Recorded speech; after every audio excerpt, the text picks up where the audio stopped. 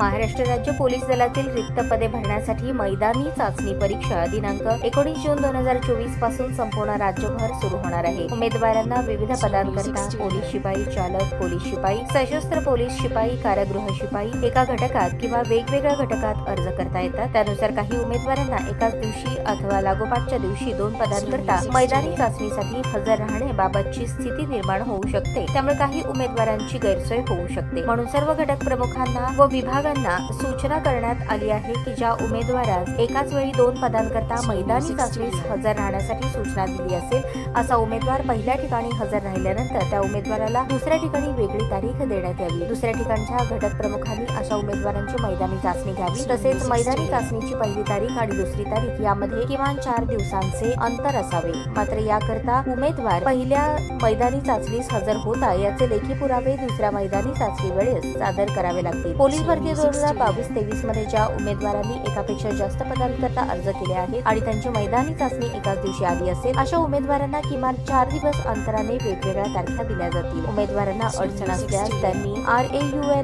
raunak.saraf.mahaIT.org यावर email करावा। जे सोशल मीडियावर किंवा त्यांच्या क्लासेस वगैरे इतर ग्रुपमध्ये कन्फ्युजन चालू आहे।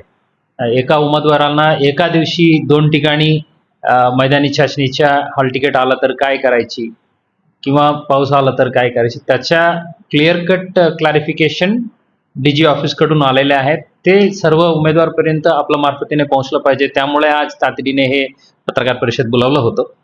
सो 3 कॅटेगरी आहे। नंबर 1, पावसामुळे काय प्रॉब्लेम निर्माण झाला तर त्यांना दुसऱ्या दिवशी जेव्हा वातावरण व्यवस्थित आहे, ग्राउंड एक्झामिनेशन घेण्यासाठी तयार आहेत, तेव्हा त्यांना पुढच्या तारीख देण्यात येईल।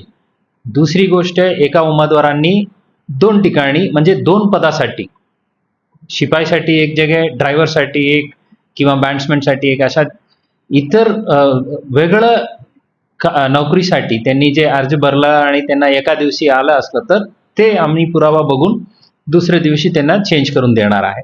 तेही 4 दिवस अंतर सोडून, म्हणजे आज एक ठिकाणी ग्राउंड झालं, उद्या दुसरी ठिकाणी ग्राउंड झालं, त्यामुळे त्यांचा परफॉर्मन्स कमी झाला, तसा नको, 4 दिवसाच्या गॅप सोडायची, तेही पालन करणार आहे। तिसरी, काही पर्टिक्युलर कॅन्डिडेटच्या वैयक्तिक अडचणी काय असलं तर ते स्थानिक पातळीवर, आता ज्या युनिटच्या भरती आहे सोलापूर शहर पोलीसच्या असलं तर इतकटच्या जे कमिटी जे आहे आम्ही सहानुभूतीपूर्वक त्याबद्दल निर्णय घेणार आहे। थर्ड कॅटेगरीला अशा ओपन त्यांना दुसरी तारीख मिळेल असा विषय नाही, ते स्थानिक पातळीवर केस टू केस बेसिसला निर्णय घेण्यात येईल आणि अगदी ट्रान्सपरंट, पूर्ण प्रक्रिया ट्रान्सपरंट असणार आहे। कुठल्याही प्रकारच्या टेम्पटेशन्सला तुम्ही बळी पडू नये। कोणी म्हणत असलं तर आम्ही करून घेतो, तुम्हाला हे मार्कला चेंज करण्यात येईल वगैरे वगैरे, ते अजिबात त्यात बळी पडायची नाही आणि कुठल्याही प्रकारच्या हे गुन्हेगार टोळीला तुम्ही साथ देऊ नये। त्यात त्यांचे जे काही प्रोवोकेशन्स असो, टेम्पटेशन्स असो, त्यात बळी पडू नये। जे खरं मेहनत करणार आहे त्याच्या मेरिट लिस्टला येणार आहे। ते CCTVचं पूर्ण नियोजन आहे। सर्व इव्हेंटला इंडिव्हिज्युअल CCTV वेगळं आणि कॅमेरामॅन वेगळं ते नियोजन केलेलं आहे आणि जे रनिंगच्या इव्हेंट्सला पूर्ण RFID देऊन इलेक्ट्रॉनिकली त्यांचे जे काही टाइम आणि त्याच्या करस्पॉन्डिंग मार्क जे आहे ते इलेक्ट्रॉनिकली जनरेट होणार आहे आणि सर्व इव्हेंट्स अंडर CCTV कॅमेराज होणार आहे। पूर्ण किती सेकंडला किती मार्क आहे तेही अगोदर सर्वांना कळवलेलं आहे। तिथं बोर्डही असणार आहे। सो पहिले त्यांच्या हॉल तिकीट आणि इतर एंट्री रिलेटेड डॉक्युमेंट्स आहेत ते व्हेरीफाय होईल आणि नंतर त्यांचे डॉक्युमेंट व्हेरिफिकेशन होऊन चेस्ट नंबर अलॉटमेंट वगैरे होईल। नंतर डिटेल फॉर्म करून ग्राउंडला डिटेल वाईज त्यांच्या ग्राउंड चाचणी होईल। सो यात कुठल्याही प्रकारच्या कन्फ्युजन नको। काय असलं तर सर्व ठिकाणी एक ACP दर्जाचा अधिकारी नेमण्यात आलेला आहे आणि तिकडच्या अपीलला पण अधिकारी नेमण्यात आलेला आहे। आम्ही सर्व स्वतः तिथंच हजर राहणार आहे। कॉन्फिडेंटली हे ग्राउंड एक्झामिनेशन सर्वांनी हाताळलं पाहिजे आणि जे कॅन्डिडेट्स आहे सर्वांना शुभेच्छा।